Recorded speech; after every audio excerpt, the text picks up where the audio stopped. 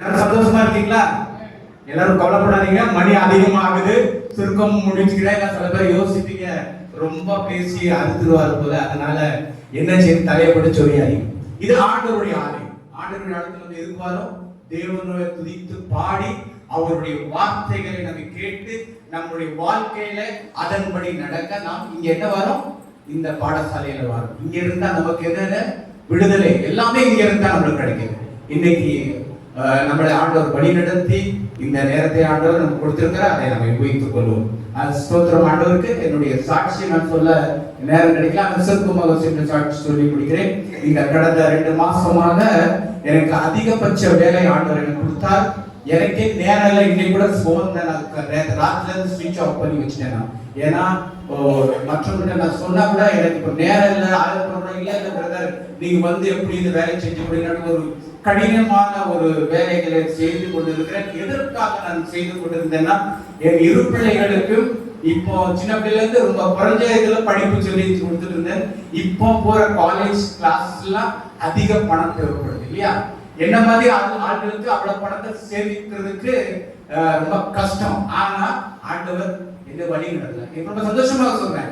ஒவ்வொரு காரியத்தையும் ஆண்டவர் முன்னால் வைக்கும்போது அவர் கலைஞத்திலிருந்து என்ன எடுத்து ஒவ்வொரு காரியத்தையும் அப்படியே படிப்படியா செய்தார். யார்கிட்டையும் வெட்கப்படாம, யார்கிட்டையும் பணம் கேட்காம தன்னுடைய என்ன உழைக்கிறதுக்கு ஆண்டவர் பலத்தை கொடுத்து அந்த பலத்தின் சம்பாத்தியத்துல என் பிள்ளைகளை படிக்க வைக்கிறதுக்கு ஆண்டவர் உதவி செய்தார். அல்லேலூயா, அல்லேலூயா. ஒருக்கு ஒரு குறைவு பற்று இல்லாதவர், சாப்பாட்டுக்கு எல்லா விதத்திலும் ஆண்டவர் உதவி செஞ்சார். இவ்வளவு பிள்ளைங்களுக்கு இந்த எம்எஸ்சி படிக்கிறதுக்கு மானிட்டர் தேவைப்பட்டுச்சு. நான் நிறைய ஃப்ரெண்ட்ஸ் பார்க்கணும்னா மானிட்டர் கேட்டு பார்த்தேன், கடையில் ஆண்டவரே செபிச்சேன், என் பிள்ளைங்களுக்கு ஒரு மானிட்டர் வாங்கி கொடுக்கணும்ப்பா. இல்லையே செகண்ட் ஹேண்ட்லயும் கிடைக்க முடியுதுன்னு கேட்டான். ஆண்டவர் அன்னைக்கு ஒரு 5500 ரூபாய்க்கு ஒரு வேலையை கொடுத்தார். அப்படியே ஒரு நாள்ல 5500 ரூபாய் வாங்கிட்டு அப்படியே போய் புது மானிட்டர் அவங்களுக்கு வாங்கி கொடுத்தேன். அல்லேலூயா. இன்னைக்கு அந்த பிள்ளைங்க அதுல படிக்கிற டியூஷன் இல்ல, ஆனா அந்த மானிட்டர் வச்சு வீட்டுல படிக்குது. ஆண்டவர் அவர்களை உதவி செய்தார், படிக்க ஞானத்தின் புத்தி கொடுக்கிறார். அல்லேலூயா, ஸ்தோத்திரம். இன்னைக்கு காலையில உட்கார்ந்து நான் யோசித்தேன், ஆண்டவர் முன்பாக இன்னைக்கு நான் என்ன வசனத்துல நான் மக்கள்கிட்ட பேசினேன். சொன்ன மாதிரி பஞ்ச காலம் இல்லையா? மழை வரல, மோசமான நேரம், மழை இல்ல, ரொம்ப கஷ்டம், விளைச்சல் விவசாயம் குறைஞ்சுக்கிட்டு போகுது, எல்லா பக்கம் விலைகள் உயர்ந்தது. என்ன பண்ணுது இந்த காலத்துல? எப்படி நம்ம எல்லாம் இதெல்லாம் சந்திக்க போறோமோ இதே மாதிரிதான் ஆதி காலத்திலே பஞ்ச காலம் இருந்துச்சு இல்லையா? ஆனா இப்ப இருக்கிற சூழ்நிலை பார்க்கும்போது ரொம்ப மோசமா. அதுல ஒரு என்னன்னா, நம்ம சபையில வர்ற ஆகஸ்ட் மாசத்துல நம்ம ஆண்டு திருவிழா எல்லாம் ப்ராமிஸ் கொடுத்துருக்கோம் இல்லையா? இந்த செப்டம்பர் மாசம் நானே வரேன், 25வது ஆண்டு திருவிழா எல்லாரும் உற்சாகமாக நம்ம கையை தூக்கி சொல்லியிருக்கோம். இந்த 25வது ஆண்டு திருவிழா மிக பெருசாக நம்ம கொண்டாடணும். வாக்கு கொடுத்திருக்கீங்க, மறந்துடாதீங்க. அதே மறக்க கூடாது. அப்போ இந்த காரியங்கள் எல்லாம், சபையில் உள்ள காரியங்கள் எல்லாம் செய்யறதுக்கு நமக்கு என்ன தேவை? பணம் தேவை, சேமிப்பு தேவை, பேலன்ஸ் தேவை இல்லையா? இப்போ நம்ம இந்த பணத்தை, இந்த சேமிப்பை யார்கிட்ட போய் கேட்கணும்? தேவன் உதவி இல்லாம ஒரு காரியத்தையும் யாரும் செய்ய முடியாது. தேவனுடைய கிருபை, தேவனுடைய இரக்கம் இருந்துச்சுன்னா நடக்கக்கூடாத காரியத்தை ஆண்டவர் லேசாக முடித்து சென்றார். அல்லேலூயா, அல்லேலூயா. நீ கொடுத்த வாக்குத்தத்தம் ஆண்டவர் இந்த ஜூன் மாதத்துல வாக்குத்தத்தம் கொடுத்தது, எனக்கு கொடுத்தது வாக்குத்தத்தம் நீதிமொழியின் சுவிசேஷம் 3ஆம் அதிகாரம் 9வது வசனம். அதுல 9:10 ஆண்டவர் சொல்றார், உன் பொருளையும் உன் எல்லா விலை முற்பலனையும் கர்த்தருக்கு கனம் பண்ணுவார். படிக்க தெரிஞ்சவர் தமிழ்ல. உன் பொருளாலும் எல்லா விளைவின் முதற் பலனாக, நல்லா யோசித்து கவனிங்க இந்த வாசனத்தை. கர்த்தரை யாரை முதல்ல கனம் பண்ணும்? கர்த்தரை கனம் பண்ணும். அப்பொழுது 10வது, அப்பொழுது உன் களஞ்சியங்கள் பூரணமாய் நிரம்பும், உன் ஆடைகளில் திராட்சரசம் புரண்டு ஓடும். அல்லேலூயா. என்ன சொல்ற ஆண்டவர்? உனக்கு கொடுக்கப்பட்ட முதலாவது உன்னுடைய கனிகளை ஆண்டவருக்கு நினைச்சுவே அர்ப்பணிப்பார். அப்போ நினைச்சு உன் களஞ்சியமும் உன்னுடைய ஆலயத்தினுடைய களஞ்சியம் பூரணமாக நிரம்பும். அல்லேலூயா. இந்த நாட்களில் ஆண்டவர் கொடுத்த வாக்குத்தத்தம் நமக்கு இது ஒரு அருமையான வசனம். ஏன் நான் அந்த வசனத்தை பத்தி நான் பேசினா, அநேக சமயத்துல நம்ம வந்து சில காரியங்களை பின்தங்கி போற காரணம் என்ன, ஒரு வேலை வந்து நமக்கு நடக்க மாட்டேங்குது. அதுக்கு காரணம் என்ன, நம்மளுடைய சேமிப்பு, நம்மளுடைய பேலன்ஸ் அது வந்து நம்மகிட்ட மிக குறைவா இருக்குது. அது எதுக்காக அப்படி வருது, ஏன் அந்த காரியங்களை பற்றி நாம் சர்ச்சை பார்ப்போம். இப்போ களஞ்சியங்கள் என்றால் ஸ்டோர் பண்ணிட்டு சில வீட்டுல நீங்க பார்க்கலாம், ஒரு தனி அறை, ஒரு ஜப வீடு, ஜபத்துன்னு ஒரு இடத்தை ஒதுக்கி வைப்பாங்க. ஒரு இடம் ஸ்டோர்னு வைப்பாங்க. அங்க எல்லா வித தானியங்கள், சாப்பாடுகள், வீட்டுக்கு தேவைப்பட்ட எல்லாம் அந்த ஸ்டோர் ரூம்ல இருக்கும். அநேக பெரிய பணக்காரங்க வீட்லயும் சில வீட்லயும் அதை வச்சிருப்பாங்க. அப்போ ஸ்டோர் என்றால் பண்டசாலை, தமிழ்ல சொல்ல போனா பண்டசாலை. அந்த காலத்துல பண்டசாலை. அப்போ நினைச்சவங்க ஆதி காலத்துல நீங்க பார்க்கும்போது பெரியவர், நாங்க சின்ன பிள்ளை இருக்கும்போது ஊருக்கு போகும்போது ஒரு கட்டை பெட்டி இருக்கும், பெரிய பெட்டி, அந்த பயங்கரமான ஒரு பெட்டி பெருசு. அந்த பெட்டியில ஒவ்வொரு அடுக்கா இருக்கும். அந்த அடுக்குல ஒரு அடுக்குல கருப்பட்டி, ஒரு அடுக்குல அவுளு, ஒரு இடத்துல நெல்லு, அப்படி குவிச்சு வச்சிருப்பாங்க. ஒரு பெரிய ஒரு ரூம்ல ஒரு கூட மாதிரி ரவுண்டா போட்டு அதுல நெல்ல உழைப்பாங்க. சேமித்து வைக்கிறாங்க. ஏன் சேமித்து வைக்கிறாங்கன்னா, இப்படிப்பட்ட ஒரு காலம் அந்த சேமித்து வச்சதை அதை எடுத்து என்ன செய்யறாங்க, அவங்க அதை பக்குவப்படுத்தி அதை விலைக்கு விற்று அந்த பணத்தை வச்சு அவங்க என்ன செஞ்சாங்க, அவங்க அவங்களோட தன்னுடைய அன்றாட வாழ்க்கையை அவங்க நடத்துறாங்க. இப்படி ஆதிக்கால பெரிய ஆசீர்வாதமாக அவங்க வாழ்ந்து கொண்டிருந்தாங்க. இல்லாத பட்சவங்க என்ன செஞ்சாங்க, அன்றாட வேலை செஞ்சவங்க அன்னைக்கு செஞ்ச காரியத்தை வச்சு அதை சந்தோஷமாக அவங்க அதை யூஸ் பண்ணிட்டு இருந்தாங்க. இப்படி நம்ம பார்க்க போனா பழைய காலத்துல வந்து ஆசீர்வாதம், தேவனுடைய ஆசீர்வாதம் அவங்களுக்கு அதிகமாக இருந்துச்சு. அதனால அவங்க என்ன செஞ்சாங்க, அந்த சேமிப்பை சில பேர் என்ன செஞ்சாங்கன்னா, இந்த பம்பை பட்டணம், சென்னை பட்டணத்துல அப்படி வந்து அந்த காலத்துல இப்படி வந்து என்ன, சின்ன இடத்த 1 சென்ட் 2 சென்ட் ரொம்ப குறைஞ்ச விலை வாங்கி போட்டாங்க. இன்னைக்கு என்ன பெரிய கோடீஸ்வரரா இருக்காங்க இல்லையா, அந்த சரி பெரிய கோடீஸ்வரரா இருக்காங்க. இன்னைக்கு அந்த இடம் அவங்க 1000 வாங்கின இடம் இன்னைக்கு 1 கோடிக்கு போகுது. அதே மாதிரி பல காரியங்களை பார்க்கும்போது அவங்க மிக அருமையாக ஞானத்தோடு அந்த காரியங்களை அவங்க என்ன செஞ்சாங்க, சேமித்தாங்க. அதனால அவங்களுக்கு அந்த பலன் அவங்களுக்கு கிடைச்சது. நம்ம வாழ்க்கையை நம்ம சற்று யோசிப்போம், நம்ம வாழ்க்கை யோசிப்போம். சில குறைபாடு நமக்கு சட்டமா காணப்படும். யோசிப்போம், நம்ம பிள்ளைகளுடைய வாழ்க்கை ஃபியூச்சர் எப்படி இருக்கும், அவங்களுடைய கல்யாணத்தை எப்படி பிடிக்க முடியும், அவங்களுக்கு நகை எப்படி சேர்க்கிறது, நம்மளுக்கு ஒரு சொந்த வீடு இல்லை, நம்ம எப்படி வீடு வாங்குறது அப்படின்னு நான் கூட சட்டமா யோசித்தேன். என்னன்னா, எங்க அப்பா காலத்துல வந்து எங்க அப்பாவுக்கு அருமையான ஃபேக்டரி, பணம், காசு எல்லாம் இருந்துச்சு. ஆனா அவர் என்ன செஞ்சாரு, கடவுளை விட்டு வேற இதுல இருந்தார். கடவுளே இல்ல, திராவிட காலத்துல போயிட்டு கருப்பு சட்டை போட்டுட்டு கடவுளே கோயிலாம் உடச்சிட்டு அந்த தாராவில போய். அப்போ நாங்கெல்லாம் எங்க குடும்பத்துல கடவுள், எங்க அம்மா தான் எங்க அப்பாவை சுவாமியை பைபிளை படிக்க சொல்லி மெம்பர் பண்ணி. அப்ப அந்த காலத்துல என்ன செஞ்சா, அவரு சேமிக்கல, பணத்தை சேர்த்து வைக்கல. இன்னைக்கு கூட எங்க பிள்ளைங்க என்கிட்ட கேக்குது, அப்பா நீ இத்தனை வருஷமா இருந்தா ஒரு 1000 ரூபாய்க்கு அந்த காலத்துல இடம் வாங்கி போடலையப்பா சொன்னேன். எங்க அப்பா புத்தி எனக்கு இருந்தாலும் நான் வந்து செய்யல, அது போனதா, அது ஒண்ணு யோசித்து போறேன். ஆனா இனி இருக்கிற காலத்துல, இப்போ நீங்க இந்த பூமியில வாழ்ந்த காலத்துல நம்ம என்ன பண்ணணும், ஆண்டவர் நம்மளுக்கு சில அதிகாரங்களை கத்துறாரு. இதே மாதிரிதான் பைபிள்ல சில காரியங்களை நான் எடுத்து படிப்பது. ஆதியாகமம் 41வது வசனத்துல இருந்து 41வது வசனம் 53 இருந்து படிப்போம். இங்க பாருங்க, இந்த 41வது வசனத்துல அருமையான ஒரு இந்த ஆண்டவர் நமக்கு சொல்லி கொடுத்திருக்கிறாங்க. எப்படின்னா, எகிப்து தேசத்தில் வந்த பரிபூர்ண 7 வருஷங்கள் முடிந்த பின்பு யோசேப் சொல்லபடி 7 வருஷம் பஞ்சம் தொடங்கி. யோசேப் வந்து ஆண்டவர் கூடயே இருந்தார்.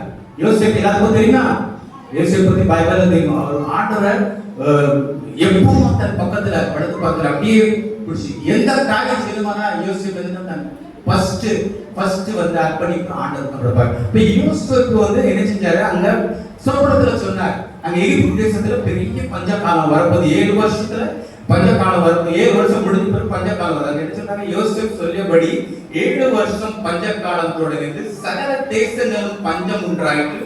ஆனா எகிப்து தேசம் எங்கள் ஆதாரம் இருந்தது. அல்லேலூயா. எல்லா உலகத்துல இன்னைக்கு நடக்கப்படுற ஒவ்வொரு காரியத்தையும் சற்று யோசிப்பாங்க. இனியும் இப்படிப்பட்ட ஒரு காலம் அதுக்கு நம்ம ஆண்டவர் என்ன நீங்க ஆயத்தப்படுங்க. இந்த வசனத்தை படித்து அதன்படி உங்க வாழ்க்கையை ஒப்பு கொடுங்க என்று ஆண்டவர் சொல்றார். என்ன சொல்ற எபிதேசில ஆதாரம் குறையல. எபிதேசம் எங்கும் பஞ்சம் உண்டான போது ஜனங்கள் என்ன செஞ்சாங்க? உணவுக்காக பார்வோனை நோக்கி ஓலமிட்டாங்க. அப்போ ஒரு இடத்துல ஒரு ராஜா இருந்தாங்க, அவங்க என்ன நினைச்சாங்க? அவங்க என்ன செய்யணும்? ஓலமிட்டாங்க, அவங்க சத்தம் போட்டாங்க. அதுக்கு பார்வோன் நீங்கள் யோசிப்பு இடத்துக்கு போய் அவன் உங்களுக்கு சொன்னபடி செய்யுங்கள் என்று எகிப்தியர் எல்லாருக்கும் சொன்னார். இந்த வசனம் படிக்கும். ஆமா, அவ்வளவுதான். தேசம் எங்கும் பஞ்சம் உண்டானபடியால்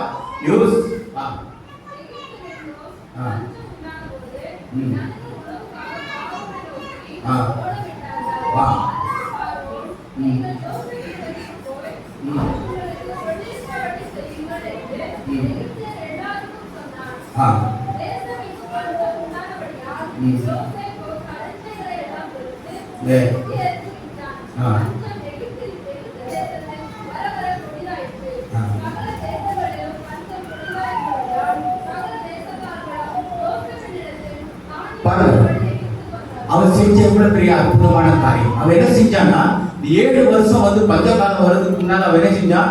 இருக்கிற தானியங்கள் எல்லாம் என்ன செஞ்சா எடுத்து கொண்டு போய் கட்டி அங்க என்ன செஞ்சான்? அவன் அங்க சேமித்து வச்சான். சேமித்து வைக்கும் போது கோடை காலத்துல நம்ம பார்க்கணும்னா எறும்பு ஆண்டவர் ஒரு உதாரணம் நம்மளுக்கு கொடுத்துருக்காரு இல்லையா? சோம்பேறி நீ எழுந்து போ. அப்ப எறும்பை பத்தி நம்மளுக்கு உதாரணம் கொடுக்கும்போது அது என்ன செய்யுது? கோடை காலத்துல தனக்கு தேவையான ஆகாரத்தை என்ன செய்யுது? அது சேர்த்து வைக்குது. அதே மாதிரி நீங்க யோசிச்சு பிறகுனா பஞ்சகாலம் வரப்போகுது. எகிப்து தேசத்துக்கு பஞ்சகாலம் வருவது அது மட்டும் இல்ல, சுற்றி உள்ள எல்லா இடத்துல இருந்து அவங்கள்ட்ட போய் யோசிப்பு இருந்து பஞ்சகாலம். அப்போ நீங்க அதுக்கு முன்பாக வசனம் பார்க்கும்போது 40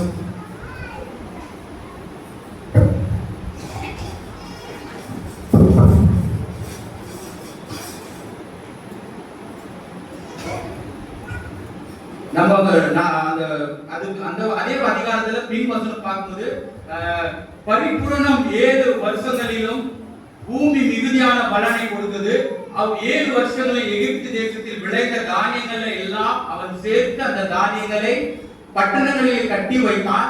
அந்த பட்டணத்தில் அதிதினத்தின் சுற்றுப்புறத்தை தானியங்களை கட்டி வைத்தான். இப்படி யோசேப்பு அளவுக்கு அந்த கடற்கரை மணலை போல மிகுதியான தானியத்தை கடற்கரை மணலை போல அளவுக்கு மிஞ்சி ஆண்டவர் என்ன அந்த பஞ்சகால வருவதற்கு அளவுக்கு மிஞ்சி என்ன ஆண்டவர் அந்த தானியத்தை அவனுக்கு வாரி கொடுத்தார். அப்படிதான் சொல்ல முடியும், வாரி. அப்போ அந்த பஞ்சகால வரப்புற அந்த தானியம் என்ன செஞ்சு அவன் மற்றவங்களுக்கு அது பிரயோஜனமாச்சு. இன்றைக்கு நம்ம யோசித்து பார்க்கணும், நம்மளுடைய வாழ்க்கை நம்ம எப்படி நம்ம வாழ்க்கை, நம்ம ஒரு சேமிப்பு இருக்குதா? இல்ல நம்மகிட்ட சேமிப்பு அப்படிப்பட்ட ஒரு சேமிப்பு இருக்கா? மற்றவர்களுக்கு பிரயோஜனம் உள்ள ஒரு வாழ்க்கையை கொடுக்கும்படி நமக்கு அந்த எப்படி யோசிப்பு தன்னுடைய சேர்த்து வச்சிருந்த மற்றவங்களுக்கு பகிர்ந்து கொடுத்தானோ அது போல நம்மகிட்ட அப்படிப்பட்ட ஒரு சேமிப்பு நம்மகிட்ட இருக்குதா? இல்ல நம்ம ஆலயத்துல அப்படிப்பட்ட ஒரு சேமிப்பு இருக்கா என்று நீங்க யோசிச்சு பாருங்க. அதுதான் ஆண்டவர் என்ன சொல்றாரு வசனம். இதுக்கு ஏன் இப்படி இந்த சேமிப்பு நம்மளுக்கு முடியலன்னா சில குறைபற்றால் நம்ம வாழ்க்கையில நாம இருக்குது. நம்ம இப்படி யோசிப்பு போல நம்ம என்ன செய்யறோம்? நம்ம வாழ்க்கையில அப்படி யோசிப்பு இல்ல. அவரை போல நம்ம கடவுள்கிட்ட இருக்கிற ஒரு ரிலேஷன்ஷிப் நம்ம கிட்ட இல்லாதனாலதான் நம்ம குடும்பத்துல நம்ம வாழ்க்கையில சில சமயங்கள குறைபற்றால் நம்மளுக்கு இருக்குது, குறைவு நம்மளுக்கு அதிகமாக இருக்குது. எவ்வளவு நாங்க ஜெபம் பண்றோம், எவ்வளவு காரியங்கள் வருஷம் ஜெபம் பண்றோம், எவ்வளவு தடவை நாங்க கேட்கிறோம், ஆனா எங்க காரியங்கள் எல்லாம் ஒண்ணும் ஆகப்பட்டது. சில பேர் பாத்தீங்கன்னா நல்லா செபிக்கிறவங்களா இருந்தா அவங்களுக்கு ஆதரிச்ச நல்ல ஆசிரியப்படுறாங்க. ஆனா கொஞ்ச காலம் கொடுக்குறாரு, மறுபடியும் அவங்க நினைச்சாங்க ஆண்டு விட்டு பின் தங்கி போது எல்லாம் என்ன செஞ்சு அவங்களுக்கு எல்லாம் போயிடுது. ஆனா ஆண்டு யோசிப்பு போல நீங்க என்ன செய்யணும்? தன்னுடைய வாழ்க்கையில எல்லாம் கலைஞத்தை இருப்பதற்கு ஆண்டவர் அதுக்கு ஒரு அர்த்தம் என்னன்னா, ஏன் இப்படி நம்ம செய்யறதுக்கு அர்த்தம் என்னன்னா 2 நாளாகம் 31வது அதிகாரம் 5 ஆண்டவர் ஒரு வார்த்தையை நமக்கு சொல்லிக் கொடுக்கிறார். 2 நாளாகம் 31:5-6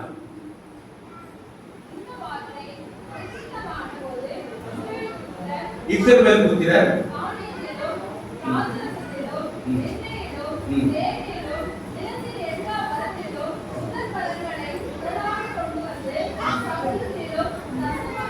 தசம பாகத்தை அலே. இப்ப இந்த பாருங்க, இங்க என்ன செய்றாங்கன்னா, முதலாவது நம்முடைய வாழ்க்கையில வந்து நமக்கு கொடுக்கப்பட்ட எல்லா செல்வாக்கும், நமக்கு ஆண்டவர் என்னென்ன உதவி நம்ம கேட்பது, அப்பா என்ன செய்றாரு, அவர் வந்து அப்படி தாராளமா நம்ம கொடுக்குறாரு. அவருக்கு நம்ம கொடுக்க தேவையில்லை. ஆனா அவர் கொடுத்தத அங்குள்ள மக்கள் என்ன செய்யறாங்கன்னா, இஸ்ரேல் மக்கள் என்ன செய்யறாங்கன்னா, முதலாவது என்ன செய்யறாங்க, தசம பாகத்தை அங்க போய் என்ன செய்றாங்க, ஆண்டவருக்கு படைக்கிறாங்க. அதே வசனத்துல 2வது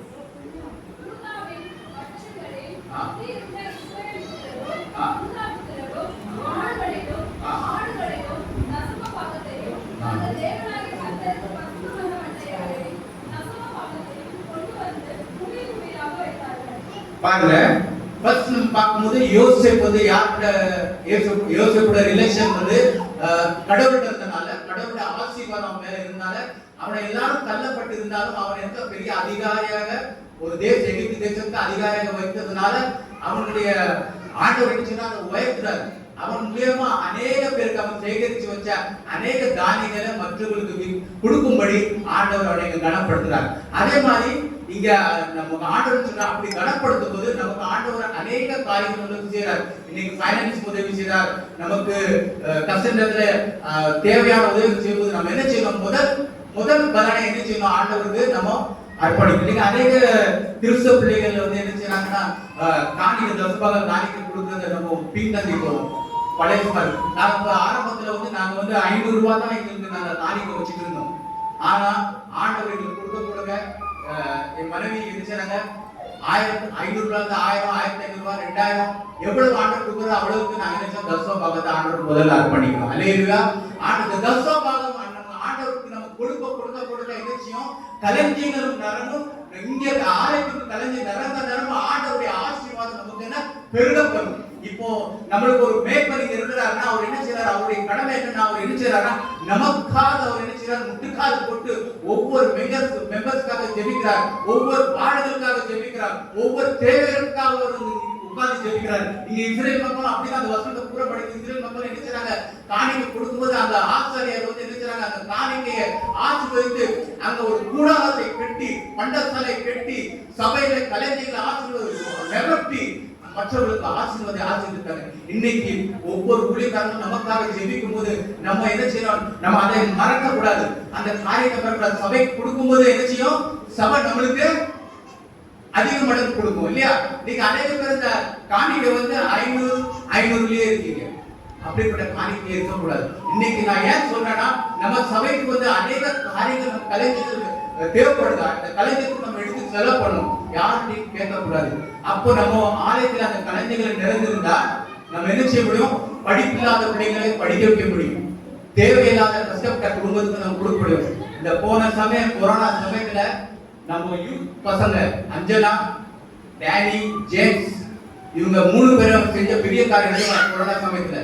நான் மட்டும் எனக்கு வேலை கிடையாது, வீட்டுல உட்காந்துருந்தேன். இவங்க என்ன செஞ்சாங்க, இவங்க எல்லாம் ஒரு டீம் கூட்டமா கூடி அவங்க பணத்துல இருந்து எடுத்து அந்த அரிசி, பருப்பு, கோதுமை, எண்ணெய் எல்லாம் பேக்கெட்டா கொண்டு போய் நம்ம கிறிஸ்தவ பிள்ளைங்க வீட்டுல கொடுத்தாங்க. அல்லேலூயா. அதெல்லாம் இன்னைக்கு பாருங்க ஆசீர்வாதம், இன்னைக்கு பாருங்க ஆசீர்வாதம், இன்னைக்கு எல்லா பிள்ளைகளுக்கும் ஆசீர்வாதம், நல்ல வரங்கள், நல்ல குடும்பம். ஆண்டவர் ஏன் செய்தார்னா, அவங்க கொடுத்த அந்த காணிக்கை ஆண்டவர் அங்கீகரித்தார். நீங்க உங்களுடைய வாழ்க்கையில இங்க என்ன செஞ்சாங்க, முதலாவது இவங்க அவங்களுடைய முதல் பலனை ஆடு மாடு அந்த ஆதிகாலத்தில் இருந்த ஒவ்வொருவரையும் என்ன கடவுளுக்காக முதல் பலத்தை தசம பாகத்தை ஆண்டவர் நினைச்சாங்க, அங்க கொடுத்தாங்க ஆண்டவர். அப்போ அங்க நினைச்சாங்க பெரிய ஆசீர்வாதம் அங்க பெருகப்பட்டுச்சு. அப்போ நீங்க நினைச்சு உங்க வாழ்க்கையில வந்து நீங்க கற்றுக்கொள்வது முதலாவது என்னன்னு, முதலாவது வந்து இயேசுவுடைய ரிலேஷன்ஷிப் நம்மகிட்ட இருக்கணும். அப்படி ரிலேஷன் இருப்பதனால் நம்முடைய வாழ்க்கையில பெரிய ஆசீர்வாதங்களை யோசிப்பதை பெற்றுக் கொள்ள முடியும். 2வது நம்ம பார்க்கும்போது நம்ம என்ன பார்க்கிறோம்னா, நம்மளுக்கு ஆண்டவர் செய்த நன்மைகளை நம் ஆண்டவருக்கு வழி செலுத்த வேண்டும் இல்லையா. அது வந்து நம்மளுடைய அசால்ட்டா யோசிக்க கூடாது. நீங்க அநேக பேர் அசால்ட்டா யோசிச்சாங்கன்னா சபையில சரியா காரியங்களை நம்மளால செய்ய முடியல, நம்ம தயங்குறோம். ஒவ்வொரு காரியத்தையும் செய்ய நம்ம பயப்படுறோம், எப்படிதான் செய்ய, இது பணம் தேவைப்படாத நம்ம கலைஞர் நடந்துச்சுன்னா நம்ம மற்றவங்களை கையேண்ட தேவை. நம்ம இதுல இந்த கலைஞத்தை எடுத்து மற்றவங்களுக்கு கொடுத்து நம்ம சபைக்கு தேவையானதை நாம் இருக்கிறோம். அப்ப நம்ம சொல்லும் இரண்டாவது பார்க்கும்போது தஸ்மா பாகத்தை நாம் கொடுக்க நாம் முன் வரணும். இதே மாதிரி நீதிமொழியில இந்த தசமாக கொடுக்க நம்ம என்ன செய்யணும்? ஆண்டவர் கூட நம்மகிட்ட ஒரு அன்பு வேணும். ஆண்டவருடைய அன்பு நமக்கு தேவை, நம்முடைய அன்பு ஆண்டவருக்கு தேவை. நீங்க நீதிமொழி 8ஆம் அதிகாரம் சீக்கிரம் முடிச்சுக்கிறேன், நேரம் அதிகம் போறதால. நீதிமொழிகள் 8ஆம் அதிகாரம் 20-21 வசனத்தின் படி, என்னை சிநேகிக்கிறவர்களை மெய்ப்பொருளை சுதந்திரிக்கும் படிக்கு அவர்களுடைய கலைஞர்களை நான் நிரப்பேன். அல்லேலூயா, அல்லேலூயா. இன்னைக்கு தேவன் உங்களுடைய கலைஞர்களை நிரப்புவார். பாருங்க, ஆண்டவர் என்னை சிநேகிக்கிறவர்கள். இன்னைக்கு எத்தனை பேர் ஆண்டவரை சிநேகிக்கிறோம்? இன்னைக்கு எத்தனை பேர் இந்த ஓய்வு நாள வீணாக்காம இந்த சண்டே சர்ச்சுக்கு நம்ம ஓடி வரணும்? அதை நீங்க யோசிச்சு பாருங்க. வராதவங்களை பத்தி நீங்க யோசிச்சாருங்க. நம்ம வாரோம்னா நம்மளுக்கும் ஆண்டவருக்குள்ள ஒரு ஸ்நேகம், அந்த ஸ்நேகத்தை யாராலும் ஒரு தடவை நீங்க ஆண்டவர் மேல அன்பு வச்சிருங்க, அந்த அன்பை யாரால மாற்ற. அதே வசத்துல அப்படி அன்பு வைக்கும் போது அவர் என்ன சொல்றார்? அவர்களை நீதியின் வழியிலே நியாய பாதைகளை நடத்துகிறேன் என்று. அப்படிப்பட்ட நம்ம ஆண்டவர் சிநேகிக்கும் போது என்ன செய்தார்? ஆண்டவர் நம்மளுக்கு கெட்ட வழியில போக விட்டார். சில பேர் என்ன செய்வாங்க? பணம் இருந்ததுன்னா என்ன செய்வாங்க? பணம் வந்த பிறகு என்ன செய்றாங்க? அனாவசியம் செலவுகள், அனாவசிய வாழ்க்கையில ஆடம்பர வாழ்க்கை பண்ணுவது என்ன ஆகுது? அவங்க மறுபடியும் குளிக்கல விழுந்தாங்க. ஆண்டவரை நம்ம எவ்வளவு லவ் பண்றோம், எவ்வளவு ஆண்டவர் இருக்கோமோ, அப்ப அவர் என்ன செய்யறாரு? நமக்கு ஒரு நீதி பாதையை நமக்கு காட்டுகிறார். அல்லேலூயா. நம்ம அவர் மேல விசுவாசத்தோடு நம்ம அவருடைய கிருபை நம்ம மேல இருக்கும்போது நம்மளுக்கு என்ன செய்யற? ஒரு நீதி பாதையில ஆண்டவர் என்ன செய்யறார்? நம்மளுக்கு நம்மை நடத்துகிறார். அவர் பாட்டுல என்னை நேசிக்கின்றாயா, என்னை நேசிக்கின்றாயா, கல்வாரி காட்சியை கண்டபின் நிசியாமல் இருப்பாயா, கல்வாரி காட்சியை கண்டபின் நிசியாமல் இருப்பாயா, என்னை நேசிக்கிறாயா, என்னை